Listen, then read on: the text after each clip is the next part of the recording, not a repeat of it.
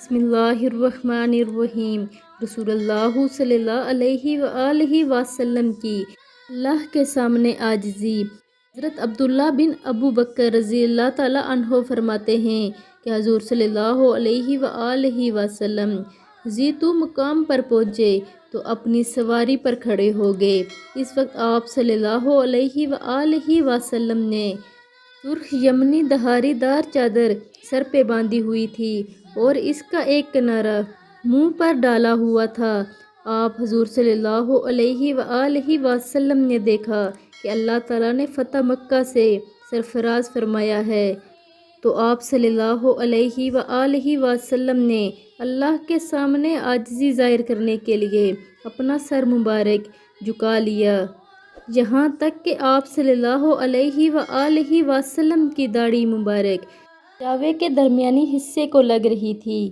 ہے ہمارے نبی پاک صلی اللہ علیہ وآلہ وسلم کی عاجزی۔